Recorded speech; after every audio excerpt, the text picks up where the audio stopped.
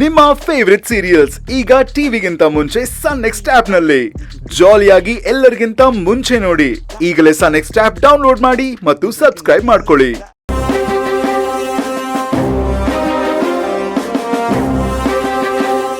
ಎಲ್ಲ ಇವನ ಜ್ಞಾಪಕ ಶಕ್ತಿ ಜಾಸ್ತಿ ಅಂತ ನನಗೆ ಚೆನ್ನಾಗಿ ಗೊತ್ತು. ಅದೇನ್ ಹೇಳ್ತಾನೋ ಏನ್ ಕತೆನೋ.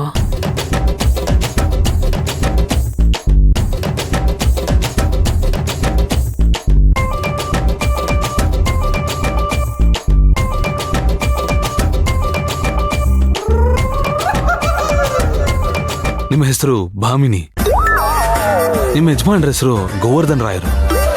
ನಿಮ್ಗೆ 3 ಜನ ಮಕ್ಕಳು, 2 ಗಂಡು 1 ಹೆಣ್ಣು.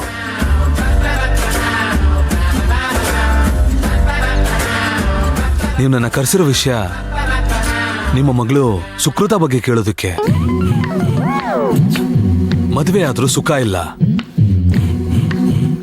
ಗಂಡ ಜೊತೆಗಿಲ್ಲ, ಹರಕೆ ಹೊತ್ತು ಪಡೆದ ಹೊಟ್ಟೆಲಿದ್ದ ಮಗು ಉಳಿಲಿಲ್ಲ.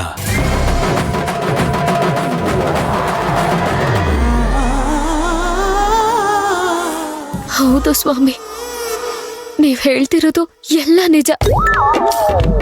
ಸ್ವಾಮಿ, ನೀವು ನಮ್ ಸುಕೃತ ಬಗ್ಗೆ ಹೇಳಿದ್ದು ಅಷ್ಟು ಸತ್ಯ.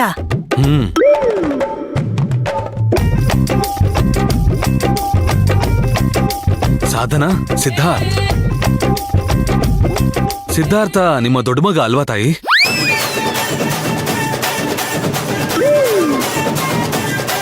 ಮುದ್ದಾದ ಸಂಸಾರ, ಹೆಂಡತಿಗೆ ತಕ್ಕ ಗಂಡ. ಸಾಧನ ಅವ್ರಿಗೆ ಇದ್ದ ಕೆಲಸ ಹೋಗಿದೆ, ಗಂಡನ್ ಜೊತೆ ವ್ಯವಹಾರದಲ್ಲಿ ಕೈ ಜೋಡಿಸಿದ್ದಾರೆ ಅಲ್ವಾ? ಹೌದು ಸ್ವಾಮಿ.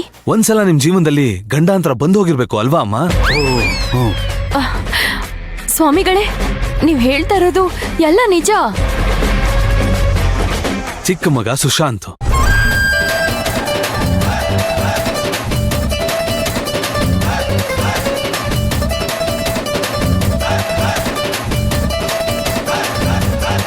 ಮದುವೆ ಆಯ್ತು, ಮುದ್ದಾದ ಹೆಂಡತಿ ಜೊತೆಲಿದ್ಲು.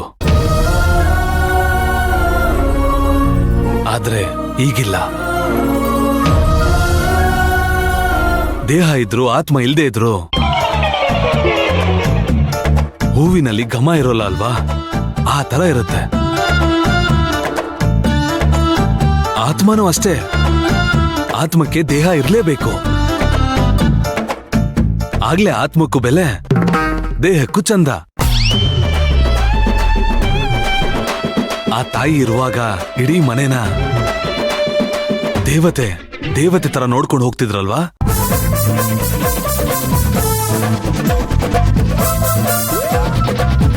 ಅವಳು ಇಲ್ಲೆಲ್ಲೋ ಇದ್ದಾಳೆ, ಜೀವಂತವಾಗಿದ್ದಾಳೆ.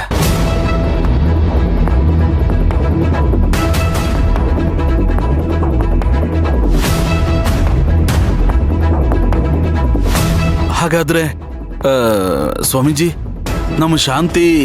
ನಾನು ಹೇಳ್ತಾ ಇದ್ದೀನಲ್ಲ, ಆ ತಾಯಿ ಎಲ್ರೂ ಮನ್ಸಲ್ಲಿ ಜೀವಂತವಾಗಿದ್ದಾಳೆ ಅಂತ.